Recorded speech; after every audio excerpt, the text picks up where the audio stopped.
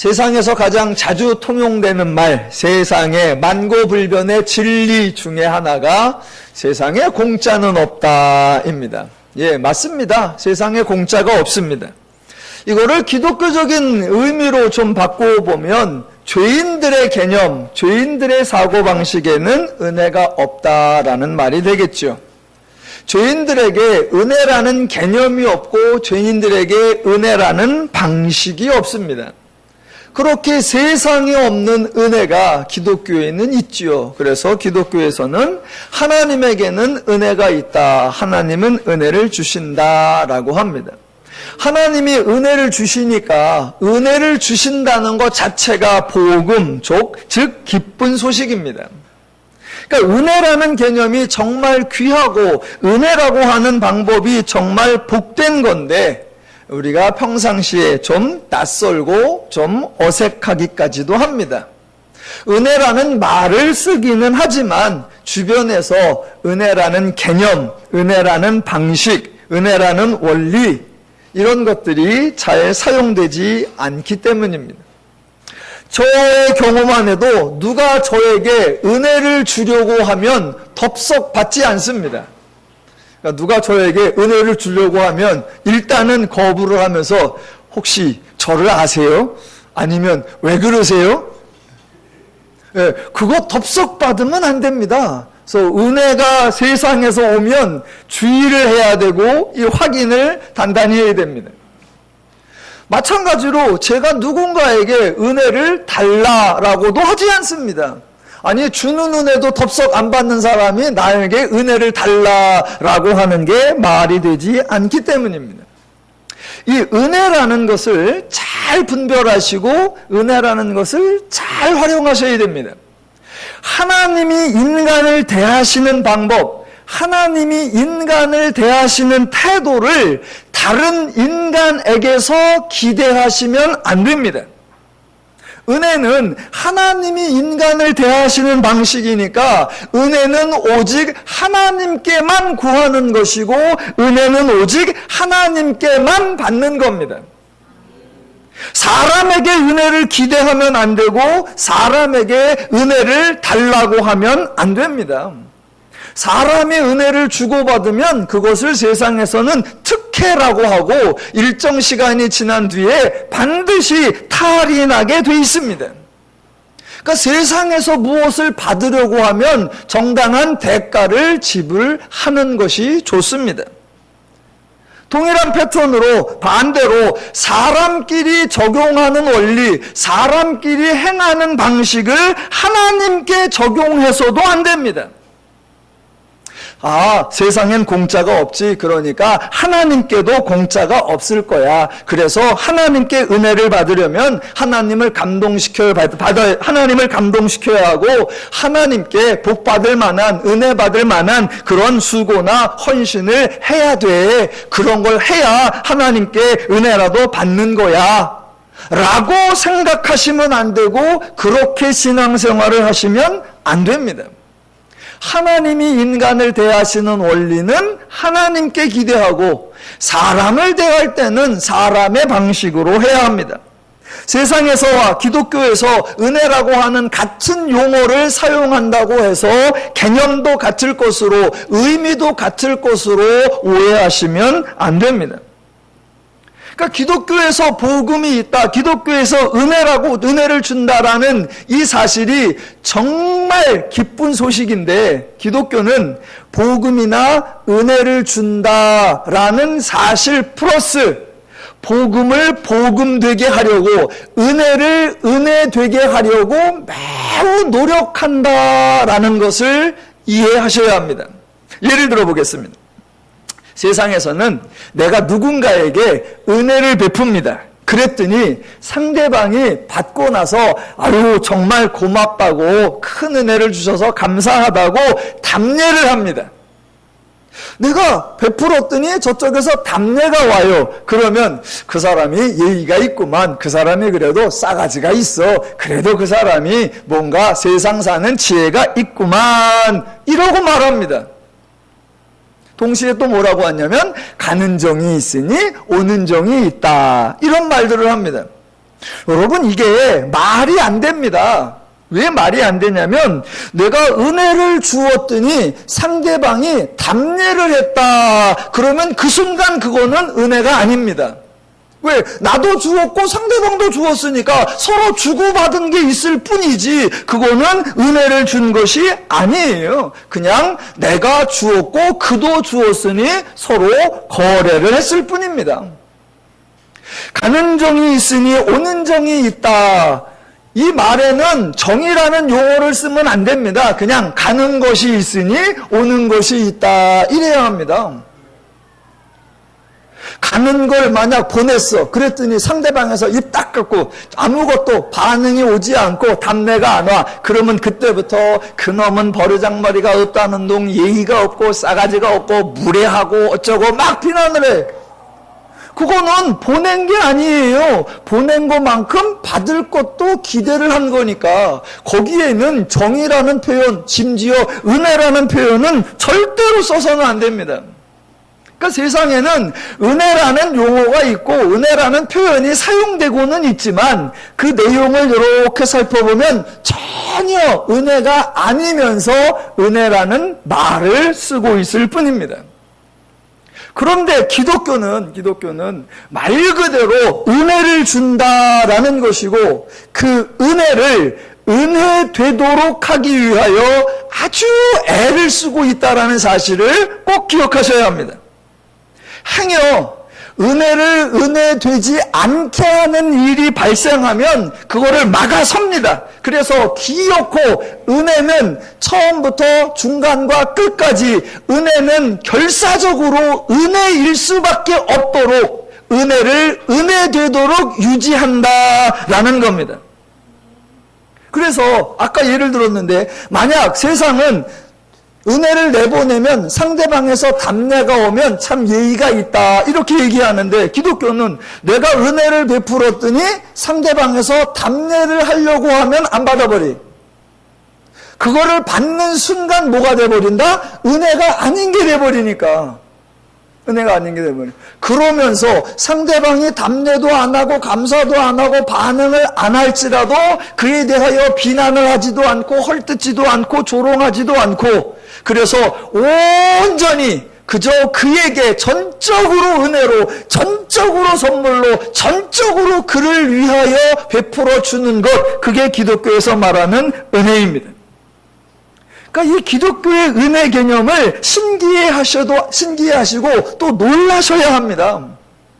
자, 조금만 더 성경이 은혜를 어떻게 강조하고 은혜를 어떻게 지키려고 하는지 한 두 구절만 예를 들어 볼게요. 은혜를 강조하는 대표적 구절이 로마서 11장 6절인데 제가 읽어볼게요. 만일 은혜로 된 것이면 행위로 말미암지 않음이니 그렇지 않으면 은혜가 은혜되지 못하느니라입니다. 은혜와 행위를 대조합니다. 그 행위가 쉽거나 간단한 일이 아니고 애쓴 일이에요. 수고한 일이에요.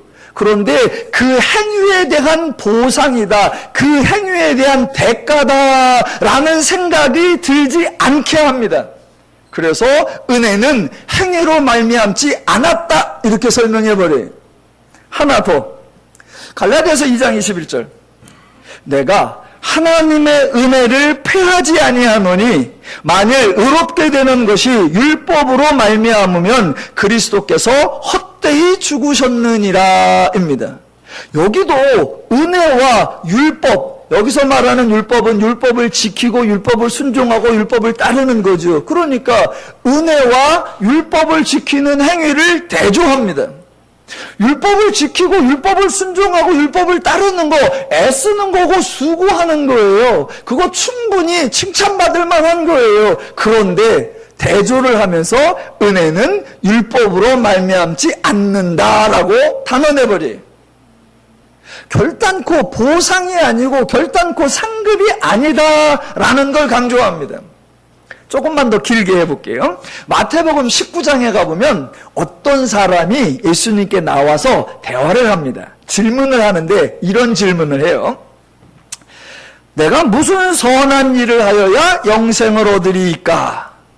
선한 일이에요. 아무 일이라고 말하지 않고 악한 일이라고 하지 않고 선한 일을 하여야 라고 질문을 합니다. 그러니까 예수님이 대답을 하십니다. 계명을 지키라. 그러니 이 사람이 무슨 계명입니까? 본문대로 하면 어느 계명이오니까 라고 합니다. 그러니까 예수님이 대답하시기를 살인하지 말라, 간음하지 말라, 도둑질하지 말라, 거짓 증언하지 말라, 내 부모를 공경하라, 내 이웃을 내 자신과 같이 사랑하라 하신 것이니라 라고 합니다. 자, 그때 예수님께 질문했던 이 어떤 사람이 대답을 하는데 깜짝 놀랄 만한 말을 합니다. 이렇게 대답을 해요. 이런 계명들을 지키라라고 하니까 이 사람 대답. 이 모든 것을 내가 지켰사온데 아직도 무엇이 부족하니까? 이런 대답하실 수 있는 분. 여러분, 어마어마한 사람이에요. 정말 대단한 사람입니다. 이 사람이 말로 구라를 치는 게 아니라 실제로 그만큼 지키면서 살았고 그만큼 율법을 순종하면서 살았어요. 그 계명 다 지켰습니다. 자신감 충만. 그래서 하는 말, 뭐가 부족해요? 정말 어마어마한 사람입니다. 그리고 그 내용들이 뭐였어요? 살인하지 마라, 간음하지 마라, 도둑질하지 마라, 거짓 증거하지 마라, 내 부모를 사랑하라, 네 이웃을 내 자신과 같이 사랑하라. 그걸 지켰다고 하니까 주변에 폐를 끼친 것이 아니라 주변 사람들에게 유익을 끼쳤고 주변 사람들에게 많은 도움이 되는 그런 행동을 한 겁니다. 그러니까 이 사람은 칭찬을 받아도 되고 이 정도 행했으면 상을 받아도 괜찮습니다. 아까울 게 없습니다. 이 정도 사람만 몇 명 있으면 그래도 세상 살만할 것 같다. 그 정도입니다. 그런데 예수님은 그 사람과 대화하면서 네가 참 잘했구나 칭찬하지 않습니다. 그 말씀 지키며 사느라고 애썼다 수고했다고 격려하지 않습니다. 앞으로도 지금처럼 계속 그렇게 열심히 해라 응원하지 않습니다.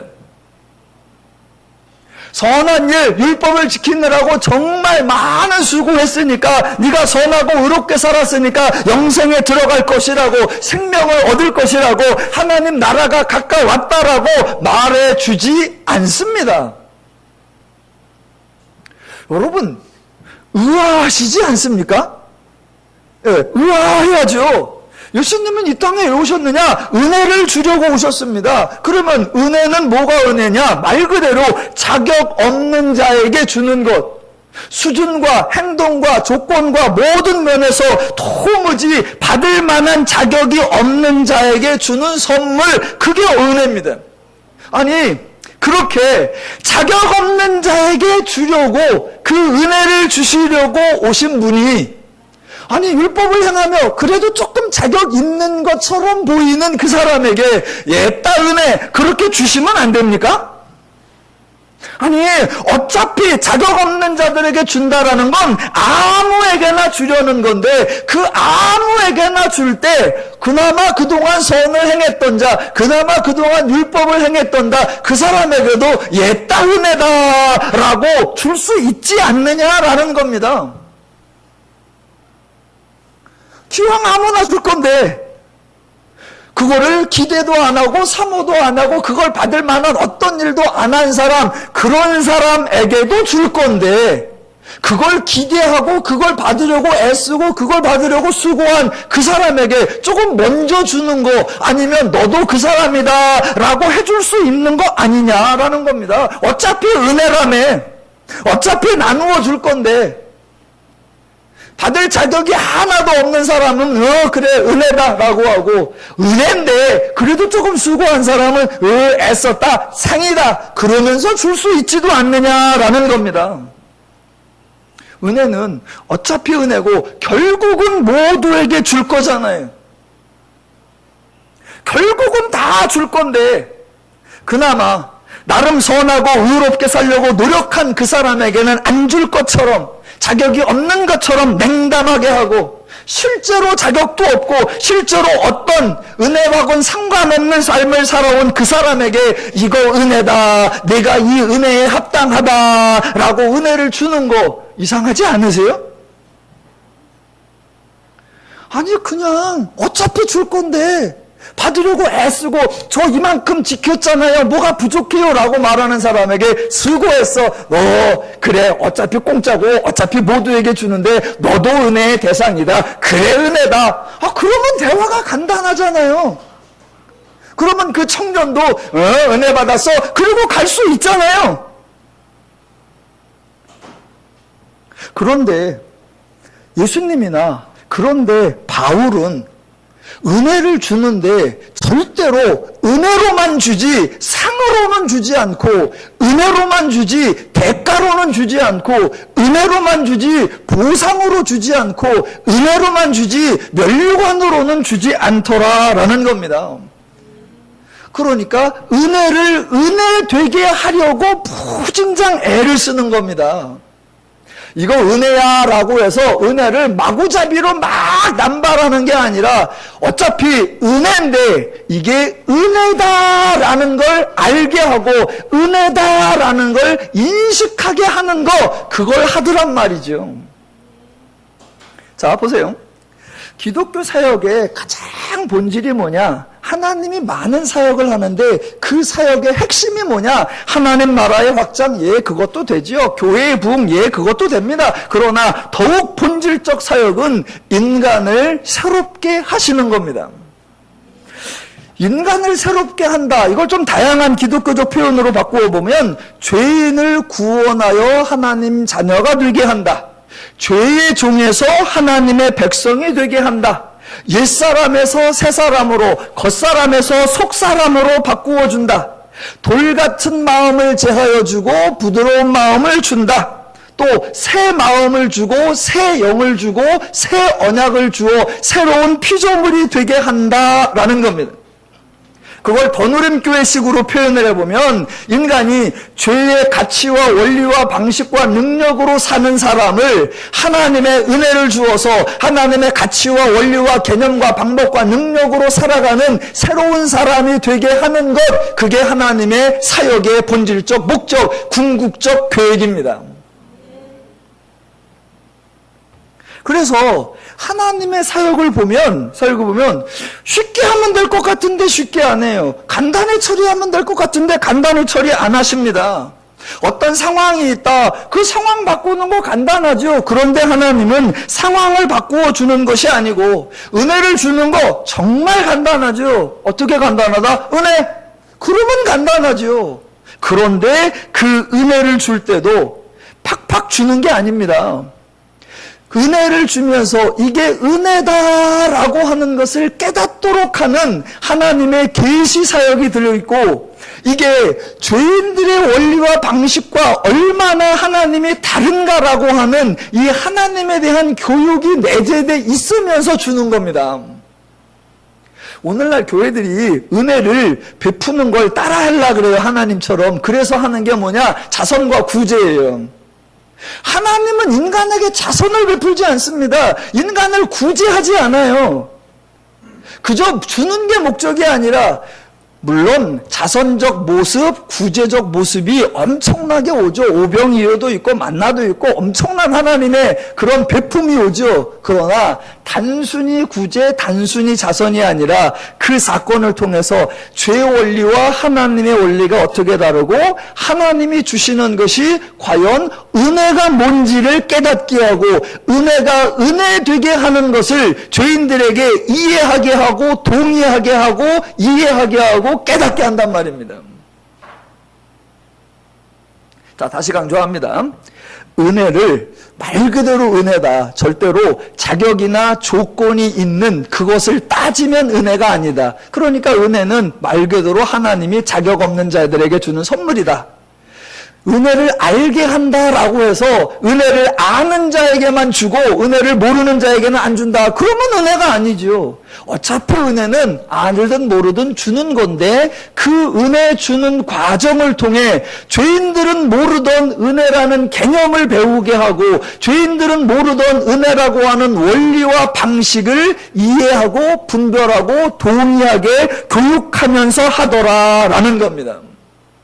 그러니까 하나님의 행동 하나하나, 하나님의 사역 하나하나에는 철저하게 죄적 사고, 원리, 가치, 방법, 능력이 아닌 하나님의 마음, 기준, 뜻, 원리, 가치, 방법, 능력, 이것을 배우게 하고 이것을 가르치게 하는 것, 거기에 초점이 맞추어져 있다라는 것을 기억하셔야 합니다.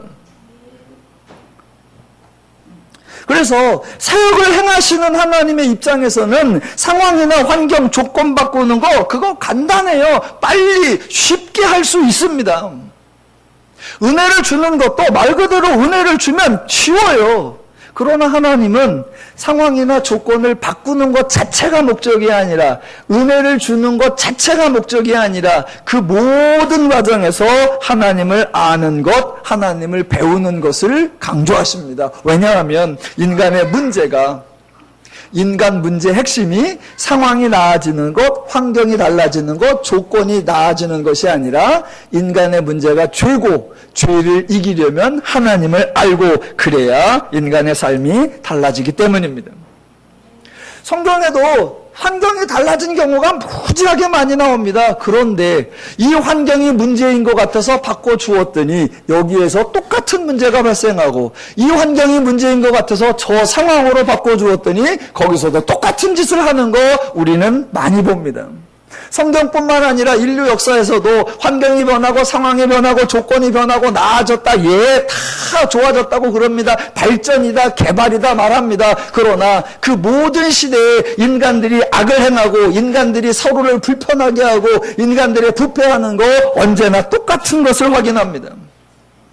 하나님 말씀이 옳다. 인간의 문제는 상황과 환경과 조건을 바꾸는 게 아니라 죄를 이기는 거, 죄를 변화시키는 거다라는 겁니다.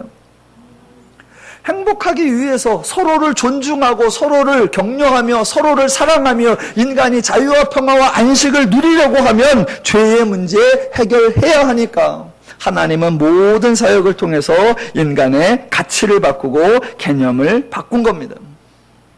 그러니까 은혜를 줄 때에도 그냥 은혜를 주면 은혜에 대한 개념, 하나님에 대한 이해가 없으면 은혜를 받아놓고도 은혜를 은혜로 활용하지 못하니까 그것으로 또 인간의 갈등이 나오고 그것으로 또 인간의 싸움이 나옵니다.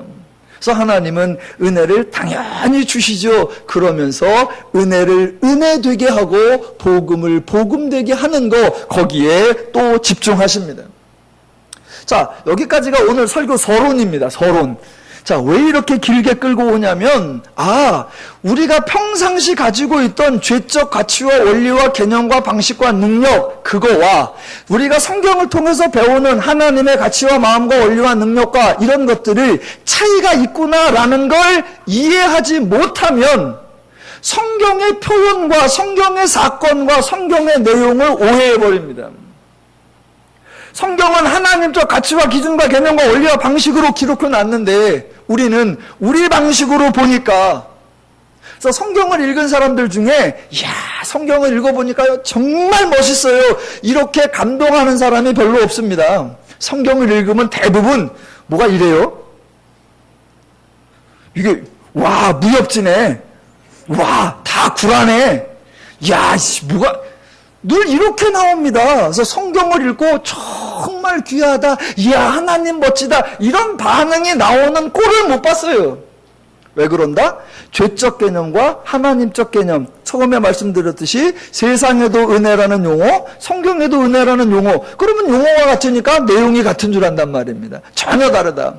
자, 오늘 표현이 같은데 내용이 다른 거 3장에서 한번 확인해 보려고 하는 겁니다. 자,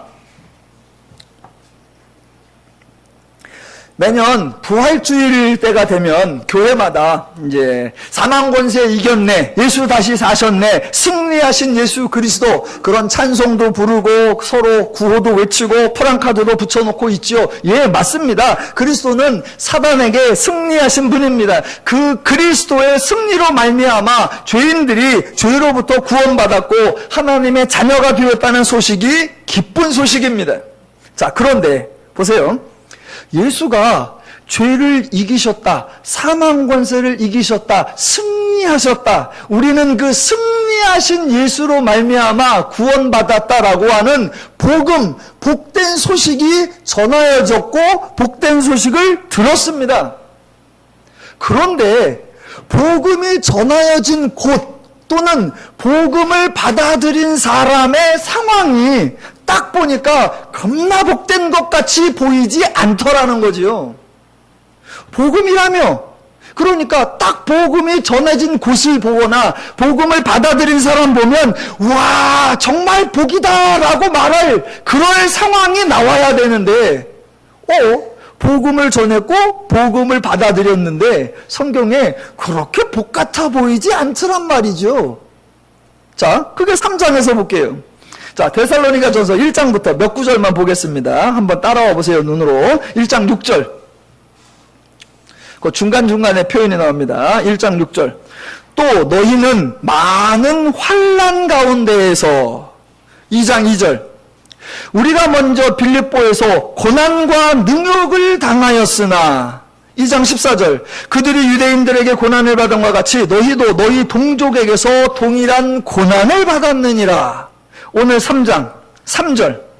여러 환난 중에 흔들리지 않게 하려 함이라. 4절. 장차 받을 환난을 너희에게 미리 말하였는데 과연 그렇게 된 것을 너희가 아느니라.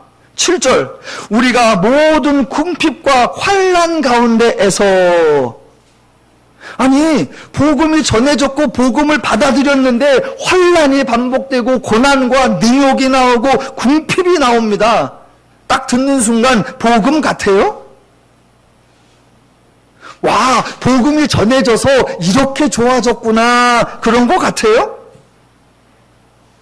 물론 사는 동안에 잘 나가는 날도 있지만 사는 동안에 힘들고 어려운 일도 있겠지요. 그러면 힘들고 어려운 경우 환난이나 고난이나 능욕을 받고 있으면 세상 사람들도 마찬가지고 성도들도 무엇을 기대합니까? 환난을 멈추게 하든지 환난에서 건져줄 것을 기대하고 예상하기도 합니다. 그런데 오늘 데살로니가서 3장을 보면 환난과 고난과 능욕이 반복되는데 어디에도 환난을 제거해주고 환난에서 건져주고 상황을 바꿔주겠다라는 말씀은 한 구절도 한 단어도 없습니다. 대신 엉뚱한 이야기만 나와요. 3장 2절. 자, 바울이 데살로니가 성도들의 상황을 보고 개입을 합니다. 이렇게 개입을 해요. 2절. 우리 형제 곧 그리스도의 복음을 전하는 하나님의 일꾼인 디모데를 보내노니 이는 너희를 굳건하게 하고 너희 믿음에 대하여 위로하므로 아무도 이 환난 중에 흔들리지 않게 하려 함이라 입니다. 아니 참다 못하여 디모데를 보낸다고 하는데 보내서 어떻게 하느냐? 환난을 멈추게 하겠다가 아니라 환난 중에 흔들리지 않게 하려 함이라 예요. 그러니까 결국 뭐 하는 거예요? 환난을 계속 받고 환난 중에서 흔들리지 않게 한다. 이 표현대로 하면 여러분이 이 편지를 받으시는 순간 막 기쁘십니까? 어머, 디모데가 빨리 왔으면 좋겠다 막 기대하고 마중 나가고 싶으세요? 디모데는 젊으니까, 디모데는 친빙이니까, 오늘날로 치면 디모데는 강도사나 전도사급이니까 그래도 더 센 분 바울이 오면 훨씬 더 큰 일을, 훨씬 더 좋은 일을 하겠지. 그럴까요? 7절. 바울도 전혀 다를 바가 없다는 거 7절에서 확인합니다. 이러므로 형제들아 우리가 모든 궁핍과 환난 가운데서 너희 믿음으로 말미암아 너희에게 위로를 받았노라입니다. 이런 걸 세상 말로 혹 때려다 혹 붙였다라고 하는 거예요.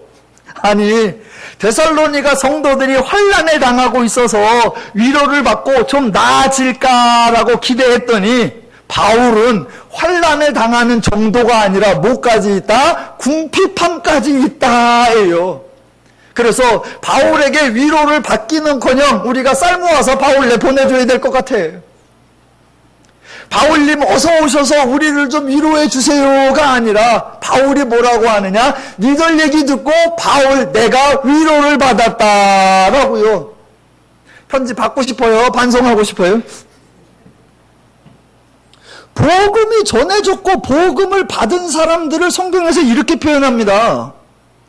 이 순간 갑자기 표현을 바꾸시거나 말을 바꾸시면 안 됩니다. 성경에 없는 말 갑자기 너희가 그렇게 환난을 받는 것을 내가 알고 있다. 그런데 잘 견디면 하나님께서 큰 상을 주실 것이다. 이렇게 말을 바꾸시면 안 됩니다. 서신서에서 바울도 하지 않은 이야기, 복음서에서 예수님도 하시지 않은 말씀, 구약에서 하나님도 하시지 않은 말씀, 그래서 성경에 없는 내용을 새롭게 만들어내시면 안 됩니다.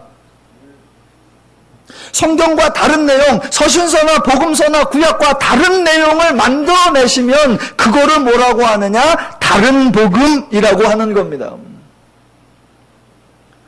그러면 복음이 전해졌는데 이렇게 환난을 당하고 있는데 그걸 어떻게 해요? 그냥 냅둬요? 그냥 잘 당해라. 계속 당해라. 끝까지 당해라. 그래요? 어떻게든 위로를 해야 되니까 잘 견디면 상이 있고 잘 견디면 큰 복을 받을 거야. 뭔가 그래야죠. 아니요. 성경 말씀이 이해가 안 되면 왜 성경이 이렇게 쓰였을까라고 내 생각을 바꿀 생각을 해야지, 내 생각을 두고 성경의 표현을 바꾸면 안 됩니다. 표현을 바꾸면. 성경이 진리예요. 하나님 말씀이 옳아요. 하나님 말씀이 옳은 게 분명한데 왜 나는 이해가 안 되지? 하나님 말씀이 진리인 게 분명한데 왜 나는 납득이 안 되지? 그러면 뭐를 바꿔야 된다? 내 생각, 내 이해, 내 가치, 내 개념, 내 원리, 내 방식, 나를 바꿔야 됩니다. 나를. 그런데 성경 이거는 말이 안 되니까 이걸 바꿔보자. 성경이 이런 거는 이해가 안 되니까 이걸 바꿔보자. 아니요. 나를 기준으로 성경을 바꾸는 게 아니라 성경을 기준으로 나를 바꿔야 합니다. 자, 바울이 왜 이렇게 말하는가? 좀만 나가보겠습니다. 자, 바울을 비롯한 사도들이 자신들이 사역을 열심으로 행했죠. 그 사역의 핵심이 뭐냐? 이렇게 말합니다. 3장 3절 다시 봅니다. 아무도 이 여러 환난 중에 흔들리지 않게 하려 함이라. 우리가 이것을 위하여 세움을 받은 줄을 너희가 친히 알리라. 지금 바울은 건져줄 능력이 없다. 그래서 어떻게 자책하거나 자기도 탄식하는 게 아니라, 아니, 이 환난 중에 너희가 흔들리지 않고 견고하게 세우는 거, 그게 내 목적이고 내가 하나님 앞에 부름받은 거야 라고 당당하게 말하고 있습니다. 자, 복음은 죄인의 가치와 사고와 원리와 방식을 하나님의 가치와 원리와 사고와 방식으로 바꾸는 거라고 했습니다. 그래서 성도가 모든 상황에서 죄인일 때와는 다르게 살아갈 수 있게 하는 겁니다. 그래서 바울은 구원 문제는 하나님께 달렸다. 구원 하나님이 하시는 거고 은혜 하나님이 주시는 거다. 그 하나님의 구원과 하나님의 은혜에 대해서 나는 할 말이 없다. 단 내가 하는 것은 그 하나님의 구원받은 성도, 그 하나님의 자녀는 백성을 말씀을 알게 하고 진리를 알게 하고 하나님을 알게 해서 이 말씀대로, 이 진리대로 살아갈 수 있도록 교육하고 가르치고 훈계하고 양육하는 거, 그게 나의 역할이다 라고 선언합니다. 그래서 환난을 줄이거나 환난을 면하게 해준다는 계획도 없고 의지도 없고 생각도 없습니다. 대신 반대로 이는 너희를 굳건하게 하고 너희 믿음에 대하여 위로함으로 이 환난 중에 흔들리지 않게 하려 함이라. 이게 사역의 중심이에요. 바울이 이제사 이 말을 하는 게 아니에요. 처음부터 이 말을 했습니다. 3절 끝.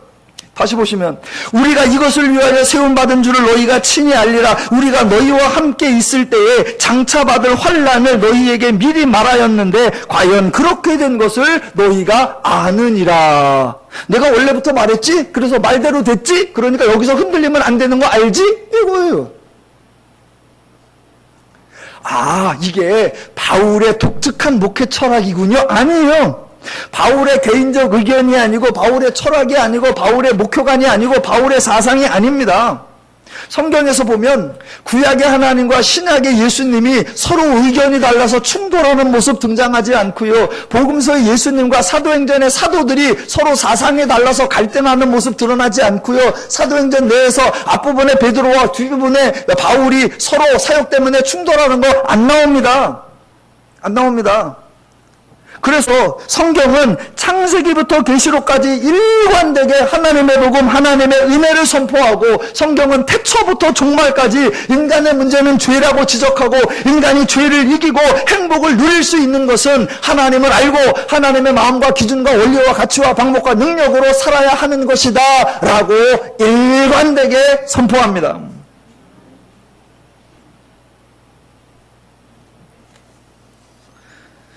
성경에 어떤 사건 하나만 보고 내용을 바꾸시면 정말 큰일 납니다. 하나님이 아브라함을 찾아오셨죠. 이 얘기는 100번, 1000번도 했는데, 자, 아브라함을 찾아오셨습니다. 그래서요, 아브라함을 세상에서 성공한 사람, 누구도 부러워할 만한 부유한 사람, 다른 사람 위에 높아지는 권세, 그런 사람으로 변화시켜주지 않았습니다. 왜 성경에 그런 게 없어요? 있지요. 누구요? 요셉도 총리로 만들어주시고 다니엘도 총리로 만들어주셨죠. 예, 그랬습니다. 그래봤자 요셉이나 다니엘이나 그 나라의 계약직 넘버 2밖에 아니에요. 다윗을 왕이 되게 하고 강대국이 되게 했잖아요. 아니요. 물론 다윗 때 영토가 좀 넓어지고 솔로몬 때 나라가 좀 부유해지긴 했죠. 그래도 동네 나라들과 주변의 나라들과 비교하면 다윗 나라는 골목대장이에요. 그래서 애굽이라는 나라, 아수르라고 하는 나라, 바벨론이라고 하는 나라, 바사라고 하는 나라, 그런 나라들을 뭐라고 불러요? 제국이라고 부릅니다. 제국. 다윗의 나라를 뭐라고 불러요? 나라. 이 나라와 제국의 차이를 아시나? 이 급이 다른 겁니다. 급이 달라요. 급이 달라. 그래서 애굽이니 아수르니 바산이 바벨론이니 세계 역사의 주축이었지만 유대의 나라, 세계 역사에 궁극적 혁혁한 역할을 한 적이 없습니다.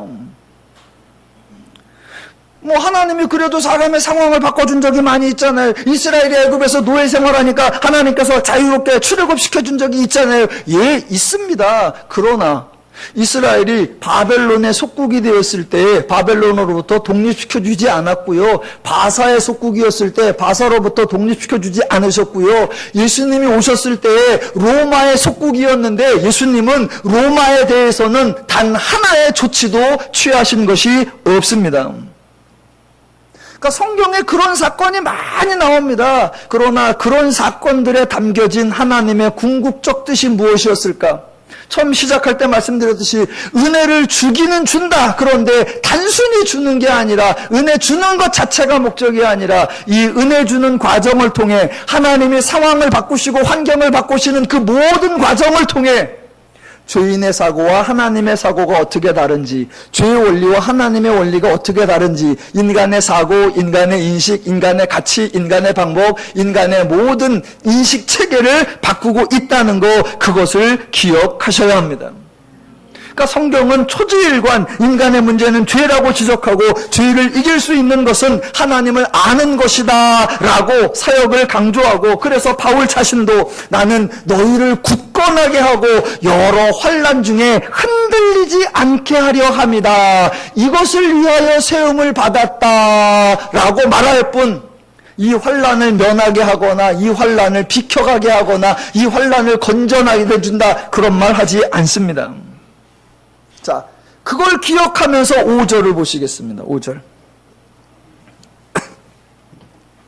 자, 5절. 이러므로 참다 못하여 너희 믿음을 알기 위하여 그를 보내었노니 이는 혹 시험하는 자가 너희를 시험하여 우리 수고를 헛되게 할까 함이니입니다.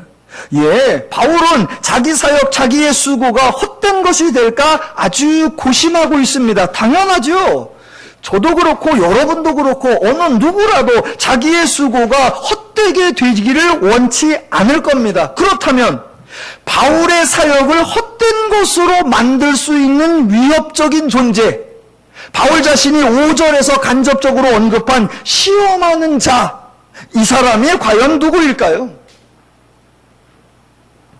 종종 사람들은 성경에서 성도들이 환난당하고 고난받고 박해를 받으니까 이 박해하는 자들, 고난 주는 자들, 그런 사람들이 악하고 그런 사람들이 문제인 걸로 생각해서 시험하는 자가 성도들을 박해하고 고난하고 환난 주는 자일 거라고 생각을 합니다. 아니요. 데살로니가 성도들을, 지금 데살로니가 사람들이 고난을 하고 있으니 그들이 시험하는 자일까? 아니요. 자, 보세요. 한 달 전에 설교한 적이 있는데, 성도는 세상에서 약자가 아니라 그랬습니다. 성도가 도리어 강자다. 제가 그 얘기 말씀드렸죠. 독사굴에 어린이가 손 놓고 장난쳐도 그럴 때 성도는 연약한 어린이다, 독사다? 독사. 갑자기 기분 나빠하시면 안 되고, 물지 않는 독사다. 사자와 소가 함께 어울린다. 그럴 때 성도는 유약한 풀만 먹는 소다, 사자다? 사자요. 잡아먹지 않는 사자. 성도가 강자입니다. 그래서 그때 설교가 뭐였냐면, 성도는 당해 주기는 할지언정 당하는 자가 아니다라고 했습니다. 자, 기억하시면서 지금 데살로니가 성도들이 고난을 받고 박해를 받고 핍박을 받고 있다고 해서 이 데살로니가 성도들을 시험하는 자가 박해하는 사람들이 아니에요. 자, 복음서에서 보여주려고 하는 예수님의 이미지는 고난받는 모습이 아닙니다. 사람들은 형상만 생각해요. 어머, 채찍에 맞으셨어. 어머, 가시관을 쓰셨어.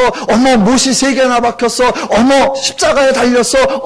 어머. 그래서 복음서의 예수, 와, 고난받는 모습. 성경은 그걸 말하는 게 아닙니다. 사도행전의 사도들의 이미지, 와, 복음 때문에 하나님 나라 확장을 위해서 사역하다가 매맞고 감옥에 갇히는 그런 모습 아니요. 성경이 그걸 말하려고 하는 게 아니고, 기독교의 역사, 선교의 역사가 보고 전해주는 게, 기독교의 역사, 선교의 역사. 선교에 대한 책이 나온다 그러면 늘 부제목이 있어, 부제목. 선교 역사에 대한 얘기 뭐라고 나오냐면 피 흘린 발자취.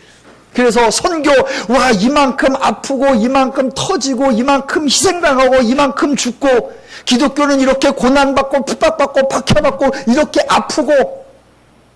아니요. 성경에 그걸 말하려고 하는 게 아니에요. 물론 그런 상황이 있었어요. 그런 환경이 있었습니다. 정작 성경이 보여주려고 하고, 정작 기독교가 보여주려고 하고, 정작 선교의 역사가 보여주려고 하는 내용은 그 어떤 박해도, 그 어떤 환난도, 그 어떤 고난도 성도의 믿음을 끊어내지 못하더라, 이겁니다. 인간들이 가할 수 있는 그 어떤 방해와 그 어떤 극한 상황도 성도의 신앙을 제거해내지 못하더라라는 거예요.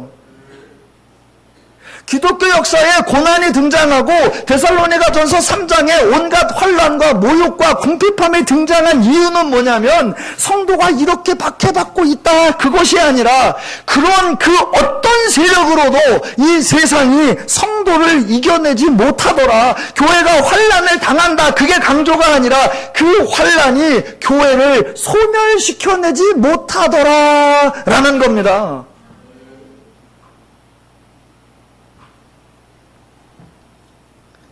우리는 자꾸 그런 거, 아픈 거, 어렵고 힘들고 고생하고 막 그런 면에 눈물 흘리고, 아니에요. 그런 게 아무리 와도 성도를 바꿔내지 못하는구나. 세상은 다르잖아요. 세상은 어떤 사람이 자기 나름대로 소신이 있어, 자기 나름대로 고집이 있고, 자기 나름의 철학이 있어. 그래갖고 한바탕 의시되며 살아가는데, 그렇게 살아가는데 환난이 오고 고난이 오고 핍박이 오면 어떻게 한다? 싹 바꿔버려. 어이, 이렇게 살았더니 어렵네, 이렇게 살았더니 곤란이 오고 환난이 오네. 아유, 그럼 뭐하러 이거를 해? 때려치더란 말이죠. 왜? 내가 어차피 이 철학과 이 사상이 더 좋자고 하고 더 낫자고 하고 더 행복하자고 하는데, 이 원리로, 이 소신으로 살았더니 이렇게 어렵고 힘들어? 그러면 뭐하러 이걸 지켜? 당장에 바꿔버리자. 그렇게 바꾸더란 말이죠.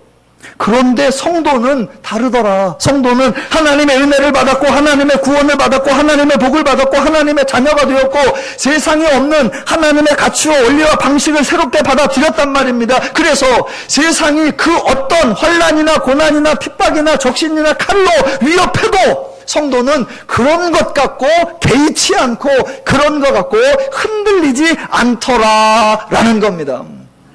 왜요? 이미 성도가 하나님께로 받은, 그래서 성도가 누리고 있는 그 성도의 삶이 하나님의 마음과 원리와 뜻과 방법이 이걸 버릴 만큼 더 좋고 더 낫고 더 유익한 것이 없더라라는 겁니다. 그러니까 기독교는 고난받는 모습, 박해받는 모습, 핍박받는 모습으로 기억되는 것이 아니라 고난이나 박해나 핍박으로도 도무지 꺾어내지 못하는 승리자 성도의 모습으로 이 땅에 증명되는 겁니다. 그래서 그걸 히브리서 11장 38절에 뭐라고 표현해요? 이런 사람은 세상이 감당하지 못하느니라.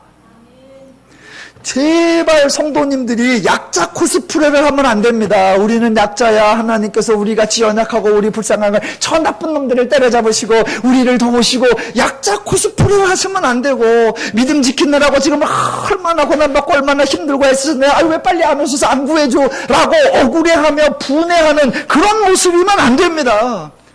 날마다 루저 같은 모습으로, 날마다 간절한 모습으로. 아니에요. 성도는 승리자의 모습으로, 성도는 강자의 모습으로 딱 서는 겁니다. 고난, 니까짓 게 이 성도의 믿음을 건들 것 같으냐? 환난, 그따위로 하나님의 개념을 네가 바꿀 수 있을 것 같으냐? 다 가져와 봐라. 세상에 그 어느 좋다고 하는 거 다 가져와 봐라. 내가 이 복음을 버릴 것 같으냐? 이게 얼마나 귀한데, 이 삶이 얼마나 행복한데, 더 누른 교회가 얼마나 좋은데. 그거죠.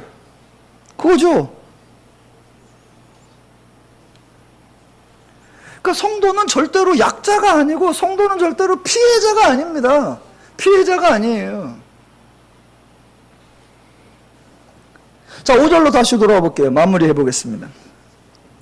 혹 시험하는 자가 너희를 시험하여 우리 수고를 헛되게 할게 함이니. 여기서 시험하는 자가 누구냐? 예, 죄예요. 시험하는 자가 누구냐? 사단입니다. 성경 전체에, 특별히 신약에서 시험하는 자라는 표현이 딱 2번 나와요. 한 번은 여기 나오고요. 또 한 번이 어디 나온다? 그 유명한 마태복음 4장에서 예수께서 성령에 이끌려 마귀에게 시험받으러 갔을 때 4장 3절, 시험하는 자가 이르되 돌을 변하여 떡덩이가 되게 하라. 그때 시험하는 자, 똑같은 표현입니다. 똑같은 표현. 예, 기독교의 유일한 적, 성도의 유일한 대적자가 누구냐? 죄, 사탄입니다. 그리고 그 죄나 사탄이 하는 행동을 뭐라고 하느냐? 시험 또는 미혹 또는 유혹이라고 합니다. 여러분, 여기 시험하는 자라고 표현해 놓은 게요, 정말 재미난 거예요. 막 재미가 느껴지시죠? 이게, 성경이 단어 선정 하나를 이렇게 멋지게 하는구나. 시험하는 자라고 해놨어요. 시험하는 자.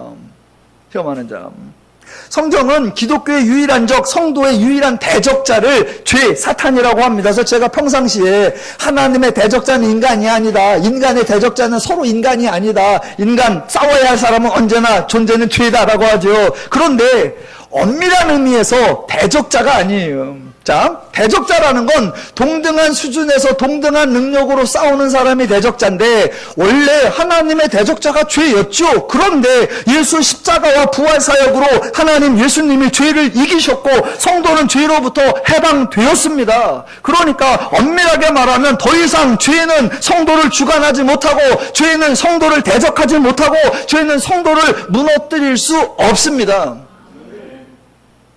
그래서 성경은 사단을 성도의 대적자, 그것을 본문에서는 뭐라고 했느냐? 성도를 시험하는 자, 미혹하는 자, 유혹하는 자, 또 다른 표현에 속이는 자라고 했습니다. 여러분, 사단하고 성도하고 싸우면요, 성도는 절대로 질 수가 없습니다. 사단은 결코 성도를 이길 수가 없습니다. 왜냐하면 성도는 하나님으로부터 죄에게서 구원받아 예수 그리스도를 머리로 하는 교회에 연합되어 있고 친히 성령이 내주하고 계시기 때문에 사단은 제 아무리 애를 써도 성도를 당해낼 재간이 없고, 성도는 아무리 애를 써도 질 수가 없습니다. 그건 여러분의 운명이에요. 받아들이셔야 돼. 네. 그래도 나는 가끔 지고 싶은데 불가능. 네. 사단은 이길 수가 없고 성도는 질 수가 없어요. 왜? 그거는 하나님이 이미 이겨놓은 싸움이기에. 그거를 누가 아느냐? 사단은 그걸 알고 있습니다. 그래서 사단은 이기려고 덤비는 게 아니라 뭐 하려고 덤빈다? 속이려고 덤비는 겁니다. 속이려고. 그래서 시험하는 자, 유혹하는 자, 미혹하는 자, 속이는 자라고 하는 거예요. 그러니까 성도는 질 수는 없습니다. 패할 수는 없는데 속을 수는 있어요. 속을 수는. 그래서 지금 뭐라고 하느냐? 시험하는 자라고 하는 겁니다.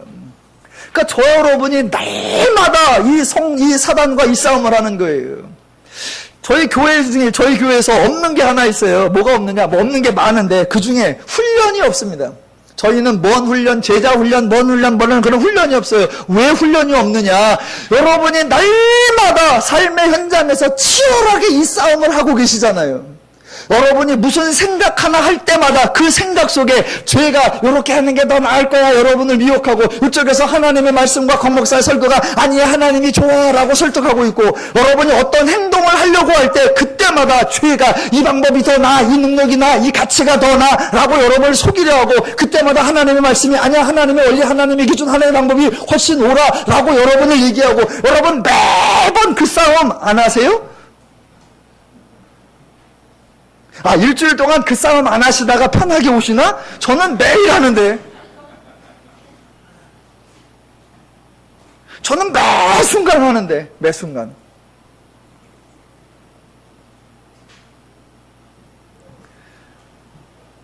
뭐 종교행위, 종교행사 그런 게 아니라 여러분이 매 순간, 저는 여러분을 책망한 적이 없고 혼낸 적이 없고 저는 늘 여러분을 감사하고 감격한 거예요. 왜? 지난 한 주간에 그 싸움을 이기셨으니까 오늘 오셨잖아요.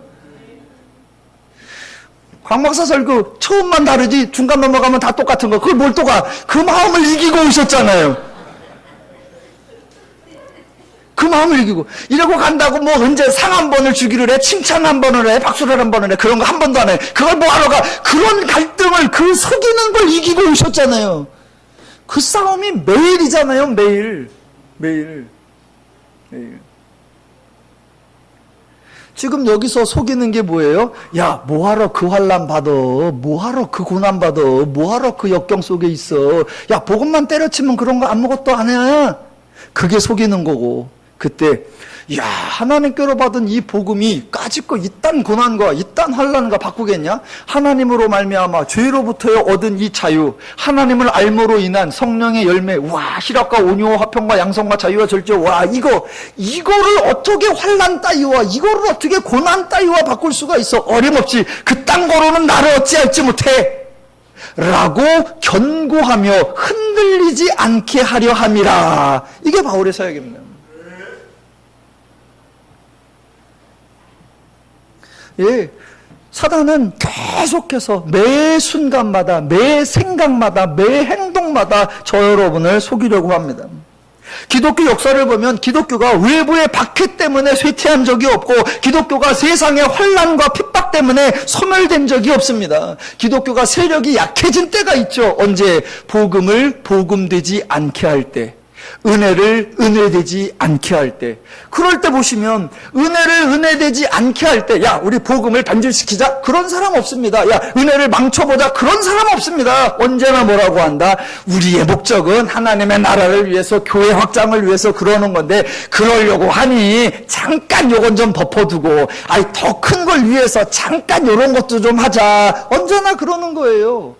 예수님을 속이려고 했던 그 시험하는 자가 냈던 게 뭐예요? 세 가지. 야, 돌을 명하여 떡덩이가 되게 하라. 얼마나 쉬워. 그 온 천지 돌아다니면서 사람 일일이 말로 뭘 가리켜. 그냥 돌로 떡덩이가 되는 거. 유수 말로 하면 되지. 변해라 그러면 되지. 그렇게 쉽게 하면 많은 사람이 보고 효과 캡이야. 그럴만 하잖아요. 명분이 언제나 속임을 당할 만하게 하는 거예요. 속임을 당할 만하게 하니, 그거 당신이 그냥 위에서 팍 뛰어내려. 그 뛰어내렸더니 천사가 와서 당신을 딱 받아. 그 퍼포먼스 한 방이면 당신이 메시아다 증명 딱 되는 거야. 일일이 내가 뭐 아버지께로 왔느니, 내가 뭐 아버지의 아들이니, 그런 말 필요 없고, 그냥 한 번만 뛰어. 두 번도 필요 없고, 사람은 내가 모아놓을 테니까, 그때 한 번만 딱, 그냥. 낮은 데서 뛰면 사람들이 못 보니까 높은 데 가서 딱 한 번만. 그러면 얼마나 사역의 효과가 크겠어. 여러분, 속이는 건 그 정도 돼야 돼요. 아이고, 저도 머리 둘 곳이 없다며, 또 제자들도 못 먹여갖고 안식일날 별사기나 잘라먹게 그래갖고 무슨 사역을 해. 그저 나한테 한 번만 절하면 천하만국의 영광을 딱 보여주면 사람들이 줄을 설걸. 저절로 나도 당신 제자 되게 하겠다고 다 나설걸. 아이, 누가 하나님 일 하지 말래? 누가 하나님 복음 전하지 말래? 나도 하나님 일 하자고 그러는 거요.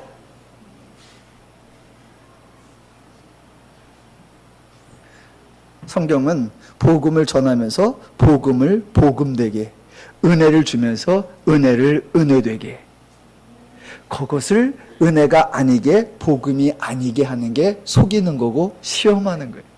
그 시험에 넘어가지 않으려고 하면 하나님을 바로 알고 성경을 바로 알고 내가 성도됨을 바로 알고 내 안에 하나님의 마음과 가치와 원리와 인식과 능력을 키워나가는 것, 그게 믿음이 견고해지는 거고 믿음이 성숙하는 것입니다. 우리 더누림교회 모든 성도님들은 시험하는 자에 대항하여 승리하신 성도로서 하나님으로 인해 즐겁고 신나고 자유롭고 평화롭고 행복한 삶을 날마다 누려가시기를 주님의 이름으로 축원합니다. 기도하겠습니다.